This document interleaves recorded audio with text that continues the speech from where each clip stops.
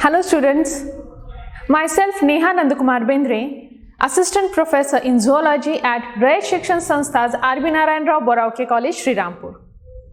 Today we are going to learn about the nucleocytoplasmic interactions. So nucleocytoplasmic interactions are very important interactions that carries out different metabolically important functions of the cell. So studying this kind of interaction is very important to know actually if there are any kind of diseases taking place, then what actually is taking wrong in the nucleocytoplasmic interaction is very important to understand it. Okay, so let us know the basics of nucleocytoplasmic interaction, that actually what happens in the nucleocytoplasmic area. Okay, so these interactions are nothing but the transport of molecules. Okay, then it may be smaller or larger molecules that are present between the nucleus and the cytoplasm. Nucleus and the cytoplasm, and so the name is nucleocytoplasmic interaction. The interaction, the transport taking place between the nucleus and cytoplasm. Okay. So why this transport take place? Because in order there are different kind of organelles present in the cytoplasm, while there is a nucleoplasm where different kind of reactions takes place in the nucleus. Okay, so there are many molecules that has to be transported from nucleus to cytoplasm, as well as many reaction or many ribosomal transport or protein transport is there which has to be sent to the nucleus. So in order to have that easier transport, active transport, it is very much important to study the nucleocytoplasmic interactions. Okay, so there can be transport of small molecules, that is less than 100 kilodaltons molecules can pass through the nuclear membrane. So as we know that nuclear membrane is perforated. There are numerous pores present for carrying out in and out of the different molecules. So from this, the molecules which are smaller in size, that is less than 100 kilodaltons, can transfer easily from nucleus to cytoplasm or cytoplasm to nucleus. But there are some large molecules more than 100 kilodalton size. They have to pass only through one gate, that is called as nuclear pore complex. I have been told you in the previous lecture about the nuclear pore complex. If you are not knowing about the nuclear pore complex, then surely visit my lecture on that. Okay, so in the nuclear pore complex there is a structure present, hydrophobic structure is present, where it allows to transfer the molecules from cytoplasm to nucleus or nucleus to cytoplasm, which is only allowing the larger molecules. Okay, along with the transport of smaller and large molecules, there are very minute molecules, okay, which proteins of 40 kilodaltons. The proteins of size less than 40 kilodalton can transport or transfer very easily, that is called as passively. They does not require any kind of gates, they does not require any kind of energy. So through the aqueous membrane present in the pore, they can pass through here and there easily. Okay, so this is only for the protein molecules of size 40 kilodaltons. So for transport, they require, just I have told you that the large molecules more than 100 kilodaltons, they have to pass through the nuclear pore complex. So here for the passage or from the nucleus to cytoplasm or cytoplasm to nucleus, there is some kind of signals present, that is called as signal sequence. So that signals are nothing but the sequence of amino acids. Okay, the stretch of amino acid. So as per the signal sequence attached to that protein molecule, it is decided whether the molecule has to be imported from cytoplasm to nucleus or it has to be exported from nucleus to cytoplasm. So it is decided only when it carries a signal sequences. If there are no signal sequence, it cannot be transported, or it will be remain in that place only. Okay, so to have a signal sequence on that protein molecule is very important. Okay, so which are that signal sequence we will study later on. So this was about the transport, that how the larger and smaller molecules can transfer from one place to another by either by passive diffusion or by the nuclear pore complex. And this pore complex are called as the nucleoporins. Nucleoporins, the pores present on the nuclear membrane, these are called as nucleoporins. So with the help of this nucleoporins, the larger and small molecules can transport. So apart from this, there is one more important thing in the interaction is the surface and volume ratio. Surface and volume ratio of nucleus and cytoplasm. We know there is a nucleus, we know there is a cytoplasm, but only these things are not important, that these organelles are there, but their size, okay, their surface, their volume matters a lot.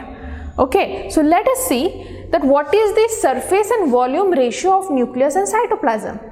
Here you can see I have written, the smaller the cell, larger is the ratio.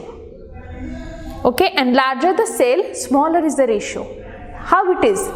Every time we think that there are small insects, there are big insects, or we cannot always say that the bigger insect or bigger size animal will be more powerful than the smaller one. It's not like that. Okay, as we say always, there might be chota packet bada dhamaka. So similarly, here the cell has to be small in size to be metabolically active cell. So how? I will tell you. So if we consider a cell, so consider this cell as a cube. I will not draw this spherical cell, but you have to just imagine that cell we have drawn in the cube. So this is the cell, okay, that we have considered in the cube form, to put it into a formula to get the ratio. Okay, so if this is the cell, consider the edges, okay, which are having 6 edges. One of the edge, that edge is of 1 centimeter. Okay, now to calculate this surface and volume ratio, we have to put this number or this score in the formula. So what is the formula for calculating the surface of a cube? So surface is equal to 6a square. Okay, so this is the formula of surface. So 6a means what? A is the edge. So one edge is 1 centimeter. Okay, it is 1 centimeter. So we have to put this value 6 into 1 square, that is 1 centimeter square. 6 is equal to 1 and the value is 6. Okay, now let's calculate the volume. The ratio, the formula for volume is V is equal to A3. V is equal to A3. A, I have told you the edge. So here A3 is 1, so 1 cube, so answer is 1. Okay, so here we get the ratio of the cell, that is S as to V, that is 6 as to 1.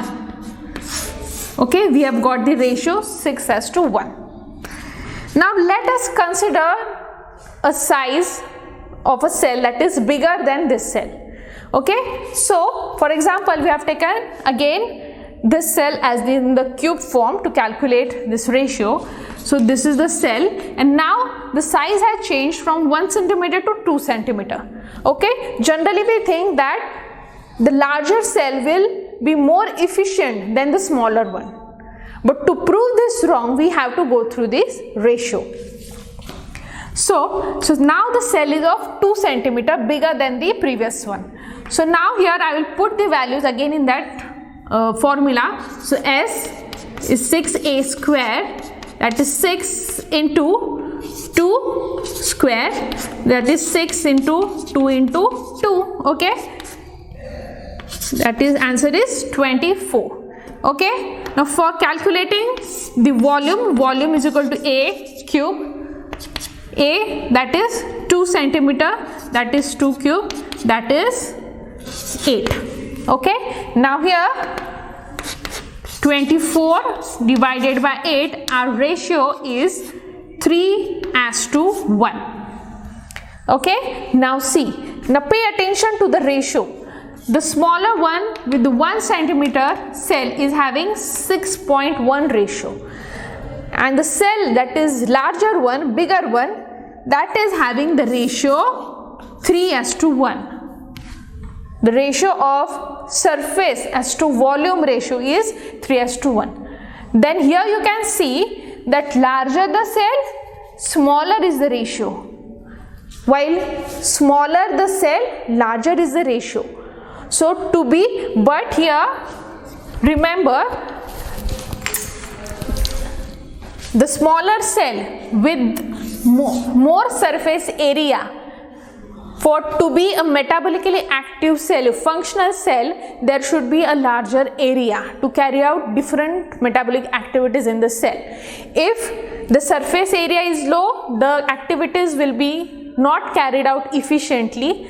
So to be more efficient cell, the surface area has to be more.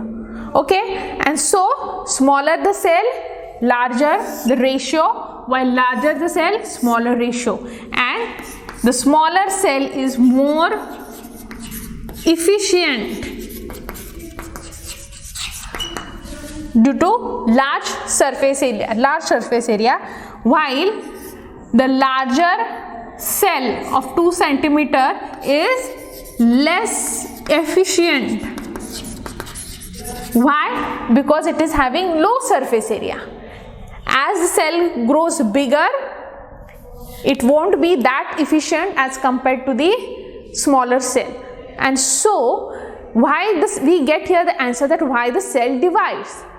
Okay, at some point of view, at some occasion, what happens, the smaller cell grows big in size and then it divides. Then why it divides? The reason is to be the active cell. It can be more efficient, so the cell has to divide again and again to be a efficient and metabolically active cell. So it doesn't have to grow in size much larger than its own. Okay, so here our point is clear that smaller cell are more efficient than the larger cell due to the surface and volume. So here we can understand that. So we have to know that what does the actually the ratio means. So in the surface volume, the surface determines the rate of chemical activity in the cell. Okay, it determines the rate of chemical activity in the cell due to large surface area, while the volume determines the rate of absorption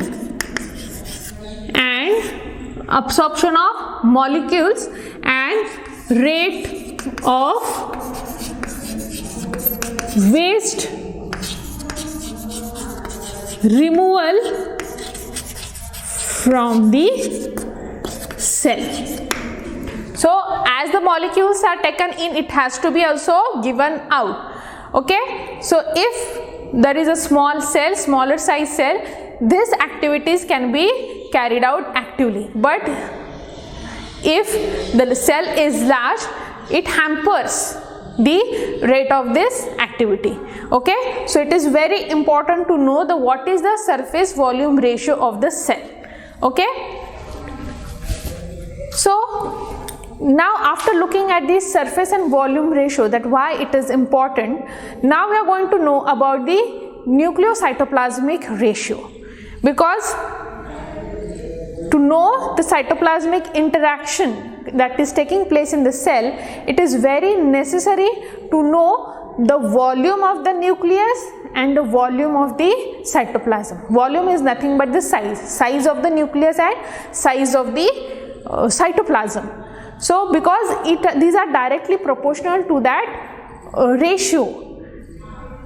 How more the size of the nucleus, more is the size of the cytoplasm. Okay, why the size of the nucleus is more? When it is increases, more the number of chromosome. Okay, more the number of chromosome, more is the size of the nucleus. So I will tell you about the nucleocytoplasmic interaction. Okay, so after knowing the surface volume ratio, that how the cell size and the nucleus size matters.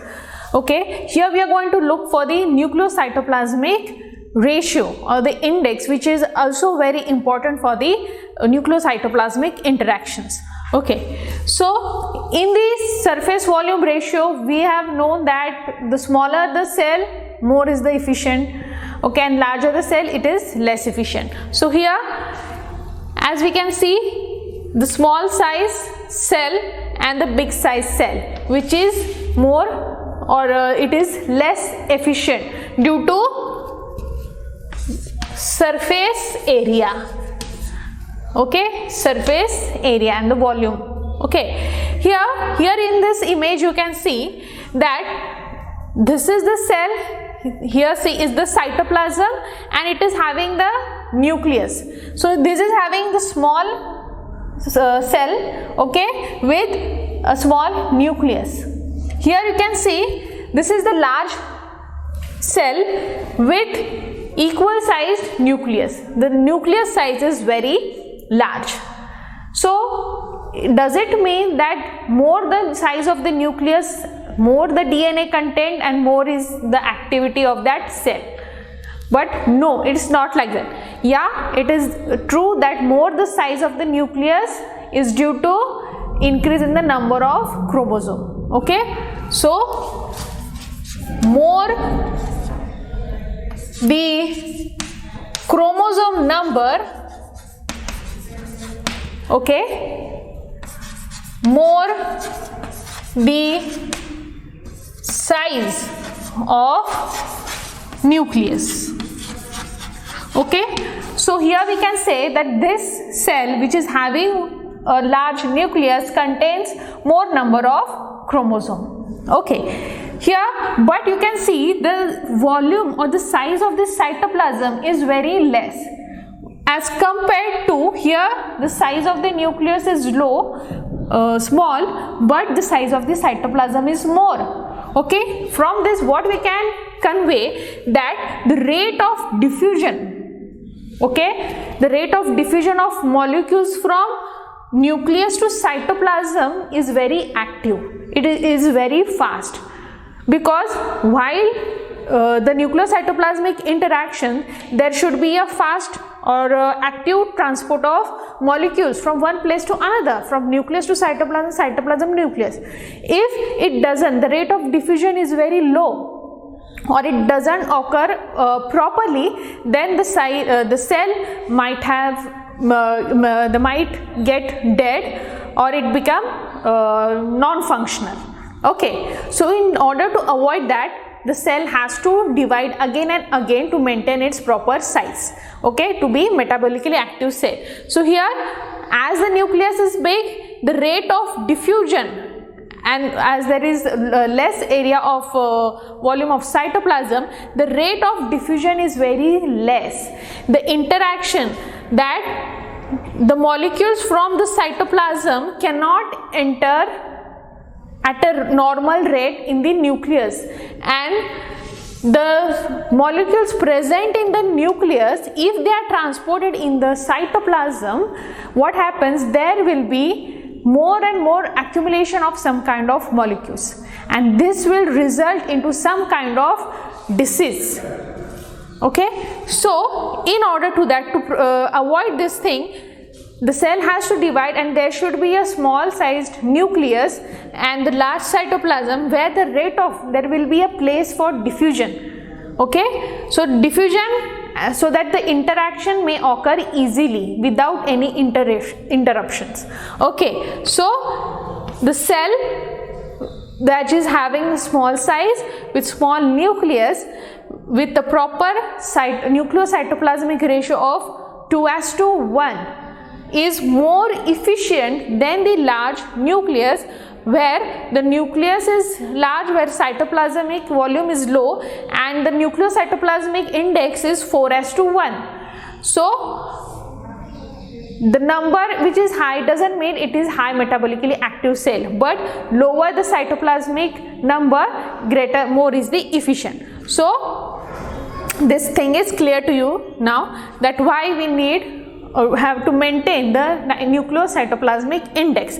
So according to the scientist R. Hertwig, okay, he has decided he has published the formula for calculating the NP index, that is nucleocytoplasmic index. In that he has formulated like NP is equal to volume of nucleus, okay, volume of nucleus divided by volume of cytoplasm minus again volume of nucleus. So this gives the proper NP index to know that whether the cell is active or inactive, whether functional or non-functional. So it is very important to know this NP index, or we can call it as NC ratio. Okay, so if you see, there is some average has been removed for the NP index, that normal cell NP index is approximately 0.5, okay, that is about equal to 0.5, while the dividing cell NP is more than 0.5. Why it is more? Because while dividing the cell, the size of the nucleus get enlarged. The size increases as it has to divide the equal amount of matter into two cells. So that time during cell division, the size is increased, the nuclear size is increased, okay, and so the NP index of dividing cell is more than 0.5. While in the aging cell NP index is less than 0.5, where the size of the nucleus is lower, cytoplasmic interactions or the activeness of the cell has been very much low, and so the index of aged cell is less than 0.5. So we have to maintain, or we have to see for the ratio that it occurs in which range. Okay, so this range is very important. So after knowing the surface and volume ratio and the nucleocytoplasmic ratio, we can know that to carry out such interactions, the size of the nucleus and cytoplasm is very important to have a very active diffusion or active rate for carrying out the different kind of reactions. Okay, so here now I am going to tell you about the nucleoplasmic transport, that what is the actual process after knowing these ratios. So what actually happens? So in this transport, four things are very important. Okay, in this transport, in the beginning I have told you about that there is transport of smaller as well as larger molecules. Smaller molecules which are less than 40 kilodaltons can diffuse passively without help of any other molecule. Okay, but the larger molecule has to pass by NPC, okay, that is nuclear pore complex. Okay, but to pass through this nuclear pore complex, there is a selection criteria, okay, in the cytoplasm and the nucleoplasm. So what is the selection criteria? That the larger molecule which has to be passed through the nuclear pore complex should be carried by some carrier proteins. There should be an helping hand to take them from nucleus to cytoplasm or cytoplasm to nucleus. So according to that carrier protein, it is decided whether that molecule to be sent out or has to be sent in, or they have to be placed in that place only. So that depends, or that selection criteria is decided by the cytoplasm or nucleus containing molecules. Okay, so this carrier proteins, specifically carrier protein means which helps to carry that molecules from one place to another, and so they are called as karyoprotein, and these karyoproteins are named as karyopherins. Okay, karyopherins, these are the carrier proteins. Okay, so as per the carrier proteins, they are decided whether to pass from the membrane. Okay, the next is the signals that regulate it. So signals, there are stretch of amino acid. What are the signals? They are nothing but the stretch of amino acid of 4 amino acid, 5 amino acids, or 6 amino acids. That stretch is tagged, or it is given like a tag to that molecule which has to be crossed from one place to another. If it has to pass from nucleus to cytoplasm, there should be a tag, specific tag to carry them from nucleus to cytoplasm. If the molecule has to pass from cytoplasm to nucleus, then there has to be some another specific tag which is containing, the tag is of amino acid. Okay, and these tags are nothing but called as NLS. NLS is nothing but the nucleus localization signal. NLS, N means nucleus, L localization signal. As I have said, it contains the stretch of amino acid. So this is the stretch of amino acid particular. If this stretch is present on the molecule, then it definitely will carry a molecule from the cytoplasm to the nucleus. Nuclear localization signal means this signal carries molecules from cytoplasm to nucleus. Okay, it locates the molecule towards the nucleus, so it is called as nuclear localization signals. While what of the molecules which has to be carried from nucleus to cytoplasm, it has to, means that process we call as export, and this NLS we call as import. So this NLS signal is for importing the molecule. Okay, importing the molecule. So some signal is given also for exporting the molecule from nucleus to cytoplasm. So that is nuclear export signal. Okay, nuclear export signal that is given for the molecule transferring from nucleus to cytoplasm. So remember, C to N, NLS, and N to C, NES. Okay, so these are the signals that regulates the activity of the molecules for their transport. Okay, so now the proteins involved in this transportation mechanism. What are the proteins? These proteins which are transferring the molecules are called as carrier proteins, which are also called as karyopherins. So there are two types of proteins. Just as the signals are given for import and export, there are two types of proteins which carry the molecules inside and out. So importins are to carry molecules to nucleus, or to import the molecules to nucleus. So there are two types of importins, that is alpha and beta.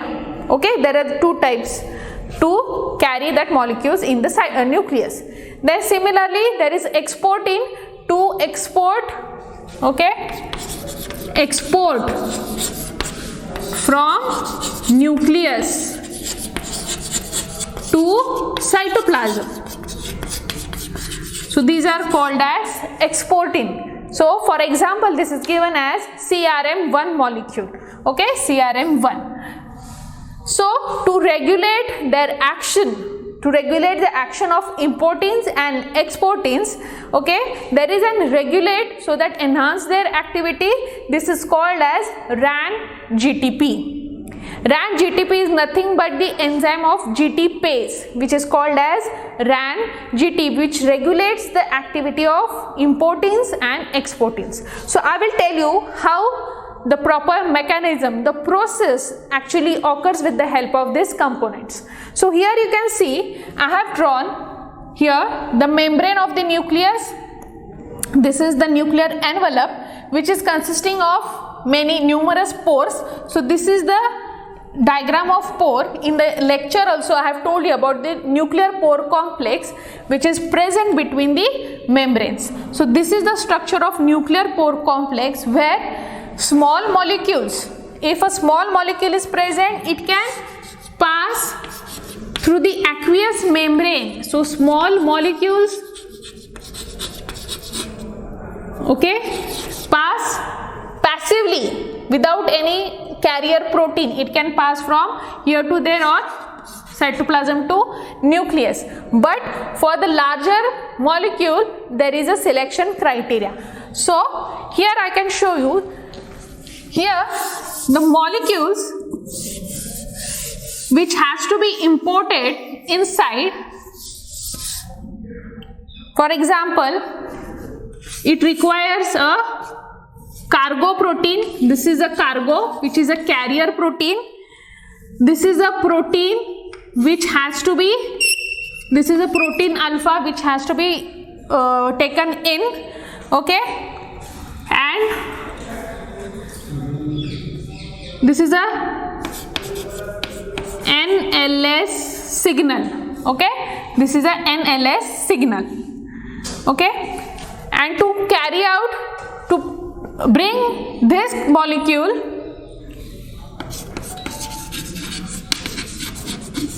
importin, okay, this is a protein called as importin. It attaches to the cargo, that is carrier molecule, with the help of a tag, that is NLS. As it has to enter the nucleus, the tag is NLS. Now with the help of RAN, the regulator RAN-GDP or GTP, it is going to pass through the nuclear pore. So now this importin enters here. Also there is a GDP, RAN-GDP molecule attached over here for the entry of importin into the nucleus side, okay, nucleus side. So now this molecules enter through the nuclear pore complex, okay. So as it is entered, okay, this is a alpha, this is a cargo protein with the sequence attached to it, and this is the GDP, okay, this is the GDP which is coming inside the nucleus. Now here you can see always there is high concentration of GTP, high concentration of GTP molecule, and here there is high concentration of GDP molecule. So we can say that in cytoplasm we have high concentration of GDP which has to be entered inside, and here high concentration of GTP, okay. So as soon as the importins enters, okay, the GTP molecule, the GTP RAN-GTP molecules get attached to here, okay. This is the RAN-GTP molecule attaches to this complex, and the complex dissociates. The RAN-GTP molecule allows the molecules to dissociate, so that the cargo molecule with that NLS signal is cleaved and only the importin is left inside the nucleus. The same procedure is for exportin, where the molecules are having NES signal, okay, NES signal, and here is the exportin molecule, exportin, where the arrangement of this complex here requires GTP. Now for this arrangement here GTP is required to dissociate the importin and other molecules. Here it is required to associate. So association of NES cargo molecule, exportin and the GTP. Here the GTP helps to associate the complex and helps to transport from nucleus to cytoplasm. Okay, so now here is the exportin with the NES signal. Okay, now it has brought the exportin molecule into the cytoplasm. So in this way, with the help of a proper selection criteria, the signals, NLS, NES, the proteins involved which are helping to regulate the activity, the whole process is carried out, the whole interaction is carried out. Let me tell you that if the interaction doesn't go well, or if there is any mutation in the nuclear pore complex, if it doesn't accept or there is any mutation in the signals, what happens? Most of the molecules which are made by the nucleolus, that is for example RNA, ribosomal subunits, different kind of things that are made in the nucleus which has to be transported, due to mutation in the NES signal, these subunits won't be transported into the cytoplasm, and so it will result into the accumulation in the nucleus, which will start damaging the nucleus. As well as same in the case of cytoplasm, if NLS signal is mutated, it will not allow the important molecules to get into the nucleus for carrying out different processes for replication, transcription, translation, different kind of processes. So what happens? The protein is going to be get hampered, as well as there will be accumulation of such molecules into the cytoplasm, and this will result into the improper function of the proteins and also lead to some neurodegenerative diseases, that is ALS. Okay, neurodegenerative diseases caused due to accumulation of some kind of substances. Also, here we have studied about the NC ratio also. The NC ratio, as I have told you, there is a proper ratio. If there is high NC ratio, higher than the normal, it may lead to the malignant cell. So if anybody has found out the NC ratio of any cell which is higher than the normal, then we can say it is a malignant cell, while the low NC ratio also results into some kind of precancerous cell. So it is very important to know the NC ratio for knowing the metabolic activity of the cell. So this is how all the transport takes place in the nucleus and cytoplasm, and so it is called as nucleocytoplasmic interaction. So hope you have understood the nucleocytoplasmic reactions. If you have any queries, then put it into the chat box and let me know. So thank you for watching.